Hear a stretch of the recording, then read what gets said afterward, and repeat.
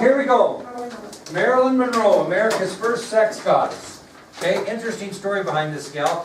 How many of you have heard of Marilyn Monroe? I mean, all of you have heard of her, okay? Well, of all the great models and actresses of the 1960s, and maybe even beyond, no personality stood out as much as Marilyn Monroe. Everybody's heard about Marilyn Monroe, but I don't think a lot of people know a lot about her. Maybe you do. How many people know that she actually was not born Marilyn Monroe? Yeah, her name was Norma Jean Baker when she was born. And she was born in Los Angeles, California in 1926. So Marilyn Monroe was actually born Norma Jean Baker.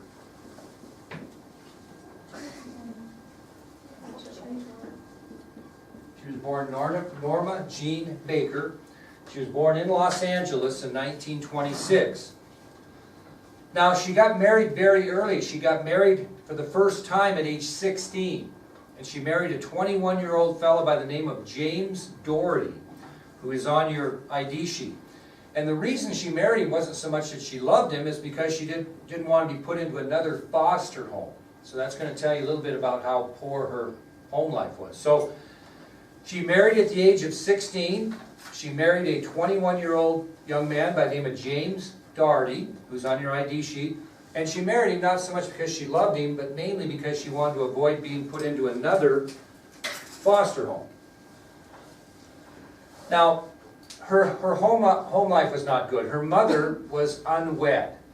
And unwed mothers in the early 1900s, 1926, was not as well accepted as it might be today. And so she had a kind of a rough goer mother because of that. So again, being an unwed mother in the 1920s was not the norm, and she took a lot of criticism and a lot of stress because of it. And she took so much criticism and got so stressed out that they actually put her mother into a mental institute, which made Norma Jean move into various foster homes. So that's how that whole thing started. So again, because of the stress her mother faced becoming an unwed mother in the 1920s, she was eventually put into a mental institute, which forced Norma Jean to live in various foster homes as she was growing up. Now, you think about this marriage. Again, she married James Doherty simply to avoid going to another foster home. And actually, the marriage was a good one. He considered Norma Jean a good wife, despite her young age. He said that she was a great cook and an immaculate housekeeper, which may sound a little sexist now, but in those days, that's what women did. So James Doherty, the marriage to James Doherty was a good one. He considered her a very good wife, despite the fact that she was just 16. She stated on many occasions that she was a good cook, immaculate housekeeper, and she did care about him. So she gets married at 16. She was born in 1926, so 26 and 16 is 42. What was going on about that time in our history, 1942? Yeah, and so what happened is James Doherty was about to go serve his country in World War II, and Norma Jean wanted to have a baby with Doherty before, or get pregnant anyway, before he left for the service. Why would she want to do that? In case he was killed. Very good. She wanted a piece of him, so to speak, in case he was killed in World War II, which was a good possibility in those days. So Norma Jean wanted to have a baby with Doherty, mainly because he was going to serve his country in World War II, and she wanted to have what she said, a piece of him, in case her husband did not survive the war. What do you think Doherty's thought of that was? He wasn't being mean to her, but he believed she was too young to have a baby, and so he talked her out of it. So that never occurred. Okay, so he went off to war, and she stayed home and tried to get jobs. Okay, so she did not get pregnant prior to that. Now, Norma Jean Baker was a very pretty young lady, and while Doherty was at war, she got jobs posing for photographs, appearing on the cover of different magazines. She was starting a modeling career. Okay. Now, her husband didn't know that that's the career she had chosen, because it wasn't real easy to communicate back and forth, but you could, certainly. So while he was at war, she began to pose for photographs and appear on the cover of many magazines. In fact, her husband, surprisingly, saw her on the cover of a magazine and didn't even know she was doing that. So he picks up a magazine one day, and I'll be doggone if his wife is not on the cover of the magazine. So he tells his buddies this, and of course they believe him. Hey, this is my wife. Oh, right, okay. So that actually happened to him. He picked up a magazine, found his wife on the cover, told his buddies, hey, look, this is my wife. Okay, buddy, nice try, right? Okay? Well, as it happens sometimes, with Dorothy away from home at war and Norma Jean being so young, her interest in the marriage kind of faded. And so what she did, I'm not making this up, she basically wrote Dorothy a Dear John letter that informed him that she was done with him and also that she had changed her name. So while Dorothy's at war, he receives this Dear, you know what a Dear John letter is? You guys are kind of young. Dear John letter is a letter where you write somebody a letter and say, I'm done with you, basically, okay? So Dorothy receives this Dear John letter from Norma Jean and informs him that she's done with the marriage and that she has changed her name. And her new name was Marilyn Monroe. Anybody know where that came from? Her first name, Marilyn, was her grandmother's middle name. And Monroe was her mother's maiden name. So her new name was going to be Marilyn Monroe. Again, Marilyn came because it was her grandmother's middle name. And Monroe was her mother's maiden name. So, she told her husband her new name would be Marilyn Monroe. Marilyn after her grandmother's middle name, and Monroe after her mother's maiden name. Well, the marriage lasted 4 years and ended in Marilyn's first divorce. Okay, so the marriage did last 4 years and ended in Marilyn's first divorce. Now, she did a little modeling, but what did she have a dream of being? An actress, be in show business. That's what they called it in those days. And so she worked very hard the next few years to make the right connections to get her foot in the door. Because it's kind of like applying for a teaching job sometimes. It's sometimes not always what you know, it's who you know. And so if you know somebody that's important, you might get an interview. For example, when I was a superintendent in Montana and I would hire an elementary teacher, if Ann Dionese, the elementary specialist at Montana State University, was on a person's list of references, they interviewed automatically. Because I knew Ann would never put her name on anything unless she thought the person was very good. So Marilyn did the same thing. She tried to make the right connections to get her foot in the door of show business. Well, she made a lot of effort, and she did star in 28 films during her career. Her first film she starred in was in 1948. So during her career, she did star in 28 films during her career. And the first film that she starred in was in 1948. Was she known as a great actress? No, she was known as basically America's first sex goddess, is what she was known for. Okay, so she was a mediocre actress at best, but her appearance was certainly something people paid attention to. Now, what did she ask to do photographically many times and refused to? Pose nude. Okay, and she was asked many, many times to pose nude, and she always refused. Okay? Well, finally, some lucky bugger, this is quite a story. She's going to an audition, and she's running a little bit late, and she wrecks her car on the way. And a man stops, helps her, gives her $5 to catch a cab, said he would take care of her car, get it where it needed to be. And so she was so appreciative. And guess what the guy did for a living? He was a photographer. And so after doing this favor for her, he asked Marilyn to pose nude for him.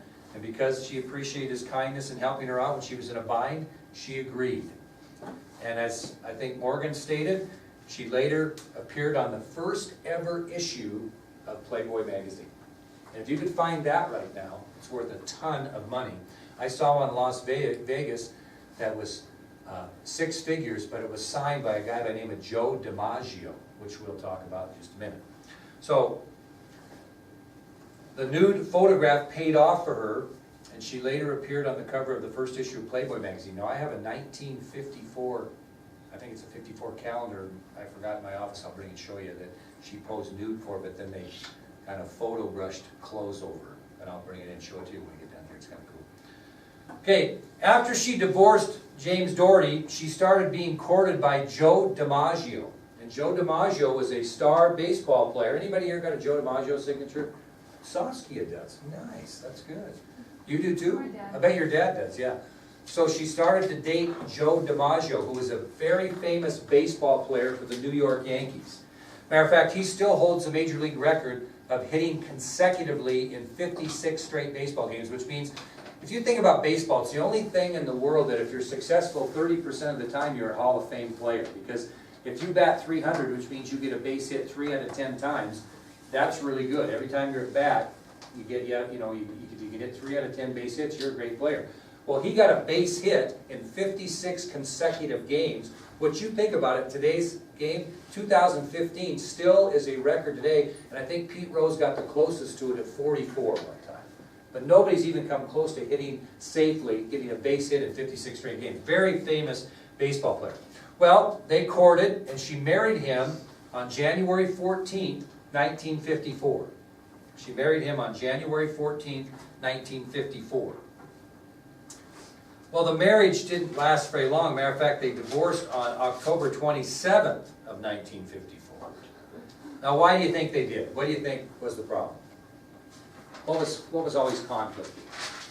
He's a famous baseball player. She's a famous actress and model. Their careers conflicted all the time. When did they get divorced? They got divorced on October 27th, 1954. So they were married January, February, March, April, May, June, July, August, September, a little over 9 months. Okay?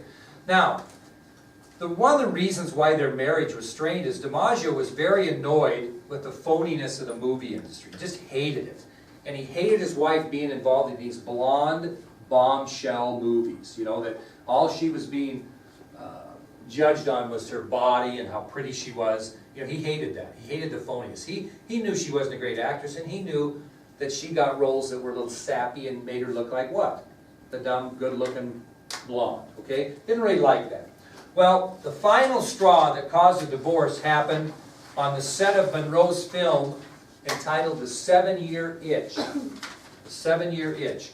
So the final straw for a jealous Dimaggio turned out to be on the set of Monroe's film, The 7-Year Itch.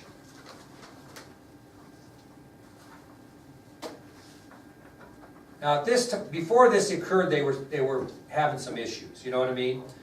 And he wasn't going to accompany her to this movie shot, but it was in New York, so he went to the movie shot and watched. Okay? Now, what happened is the relationship moved from what you would consider disharmony to disaster on the shooting of just one of the most famous scenes that Marilyn Monroe ever shot. What she's doing on the 7-Year Itch is she's standing above a subway grate to feel the rush of air that passes whenever a subway goes beneath her. And we get to DC, if you'll walk on these grates and you can feel the air coming up. Well, she stood above one of these subway grates during the movie, and this is what the photographer shot. Her white dress billowing up to reveal her shapely legs was more than Dimaggio could handle. He hated the movie industry terrible, and this basically what happened. And this is pretty conservative now, but in those days that was, oh my God. So the subway goes by and this wind blows up and blows her dress and shows her legs, and Joe Dimaggio has had enough. Okay? He's done. So he walked onto the set in front of 2,000 strangers and he's commented, "What the hell is going on here?" And shortly after this event, they divorced. That was the final straw. The famous photo on the movie set of The 7-Year Itch. Now, this was kind of a sad divorce because despite their split, the fact that Joe Dimaggio was jealous, this wasn't a bad split. They still loved each other a ton. They just couldn't be married. And so they were not angry at each other or treated each other poorly. They actually loved each other. Well, Marilyn, who couldn't be without companionship, married a third time. She married playwright Arthur Miller in 1956. And their careers intervened in a bad way, and they divorced in 1961. So by the time, she's born what year? 26, 36, 46, 56. By the time she's in her mid-30s, she's been married and divorced 3 times. So she marries playwright Arthur Miller in 1956, and their careers and self-interest intervene, and the couple ends up divorcing in 1961. So she's single again. Well, her most famous performance was given on May 19th, 1962. This is what Marilyn Monroe is most known for, this famous performance at Madison Square Garden in New York City. Does anybody know what Marilyn Monroe was scheduled to do on Madison Square Garden, New York City? Sing Happy Birthday to President Kennedy on his 45th birthday. Who set the thing up? Who was the original setter-upper of the thing? Thank you. Robert or Kenneth O'Donnell? No, Robert was just Jackie. Oh no. Kenneth O'Donnell? No. Think about his family and his sister's husbands and all that. So it's no. Who set it up? Peter Lawford. Peter Lawford kind of set it up. So on May 19th, 1962, Marilyn was scheduled to sing Happy Birthday to President Kennedy at Madison Square Garden for the President's 45th birthday.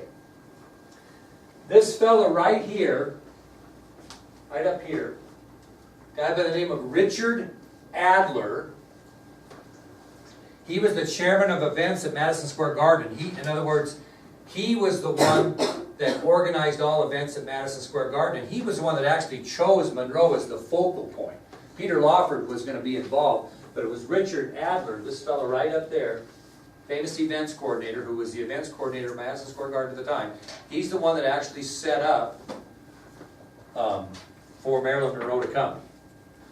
Now obviously, kids, there was a little concern among the Kennedy administration because there had been some stories that the president had had a couple of goes with Marilyn Monroe, so to speak. So they were a little nervous. They were an item, rumors stated. So there was concern within the Kennedy administration about her appearance because rumors had circulated that her and the president were an item. Now also Monroe was scheduled to wear a very seductive nude designer gown that was flesh color that actually was so tight it was sewn on her body when they made it. Okay, it was pretty incredible. I'll give you a chance to see that. So Monroe was scheduled to wear a very seductive nude designer gown. It was actually sewn onto her body when it was made because they wanted to make sure they couldn't have probably, I don't know if she could have got it off, I don't know. Now guess what the dress cost in 1962? $12,000. That's a lot of money. That'd be a $100,000 dress today, maybe. And actually it sold at an auction in 1999 for $1.3 million. So this dress cost $12,000 at the time it was made, sewn on her body, and sold in 1999 for $1.3 million. Well, I know I was going to say. You got to cut it off. Well, this thing got a little bit tense. And the morning of the 19th, Richard Adler considered canceling Monroe's appearance. Okay, because he was concerned about the image of President Kennedy. He had got some telephone calls or conversation, I'm sure, from the Kennedy cabinet, or at least Kennedy's close advisors, maybe Kenneth O'Donnell, maybe David Power, saying, "Whoa, boy, what do you got planned here, man? This might be bad." So Adler's thinking, gosh, should I do this or not? And he calls a friend of his, Jack Benny. Anybody know who Jack Benny is? I wish I could get a picture of him. Jack Benny was kind of like the Johnny Carson of the time, or the Jay Leno. Jack Benny was a guy that was an entertainer, and he had his own show, the Jack Benny Show, and he brought celebrities on. He was a pretty high-profile guy, Jack Benny was. He came on every Saturday night. You know, I can remember my dad and mom watching that. So he calls Jack Benny, and Adler explains to Benny what they got planned. And this was Jack Benny's response. You don't have to write it down. This is his response. He says, "Get somebody else. What kind of a schmuck are you anyway, getting Marilyn Monroe to sing Happy Birthday to the President of the United States?" So Jack Benny goes, "You dumbass." I go, "Why would you do this? This is stupid. Don't do it. What, are you a schmuck or what?" So who does Adler call next to get his opinion? He goes right to the top. Not Jackie. Calls the president. And he tells the president what his plan is, and he explains to him and asks him his opinion. I'm not making this up, he calls President Kennedy directly. And after hearing what was planned by Mr. Adler, JFK responded by saying, quote, his name is Richard Adler, by the way. He responded by saying, quote, "Believe me, Dick, it'll be all right." The president thought it would be just fine. "Believe me, Dick, it'll be all right." So he called the president and asked him his opinion, and President Kennedy said to Adler, "Believe me, Dick, it'll be all right." Okay? So, the reason the president was so interested in this is because Monroe's appearance would validate the image that he has the most swinging White House ever, because that was the 60s term. If you're really after it and you're cool up there. Remember the celebrities like him? He's been around Frank Sinatra and the Rat Pack. Well, he's thinking, this will be good. We'll show people we got the most swinging White House ever. Well, what would be Mrs. Kennedy's reaction to this? Would be the next question. So, according to this book right here, which I'm going to read an excerpt from in a minute, according to this book, Marilyn, the Last Take, rather than banish Monroe from the ceremony, the president sacrificed the First Lady. In other words, Jackie made it real clear to the president, if Marilyn Monroe is coming to your birthday party in Madison Square Garden, I'm not coming, so you make up your mind. So according to the book, rather than banish Monroe from the ceremony, the president sacrificed the First Lady. So when the president made his choice, the First Lady quietly excused herself from the ceremony. So, in the stage, center stage of Madison Square Garden, 20,000 Democrats there. The president's brother-in-law, Peter Lawford, delivered a drawn-out introduction of Monroe, and she moved into the spotlight at center stage. Okay, I'll repeat that. So in the center stage of Madison Square Garden, which was circled by 20,000, approximately 20,000 Democrats, Peter Lawford, the president's brother-in-law, delivers a drawn-out introduction of Monroe as she moved into the spotlight at center stage. Listen and see what you think. This is from Marilyn, the Last Take. He watched the actress move deliberately into the light, cutting short Lawford's sappy monologue, just as Lawford said, "Mr. President, never in the history of the world has one woman meant so much." A gasp that built into a roar greeted Monroe as she danced through the circles of light. She coyly clasped the wrap around her, masking the dress beneath. She paused until the roar quieted, then shrugged out of the fur, letting it fall backward into Lawford's hands. Whistles and shrieks followed. This is a room full of Democrats.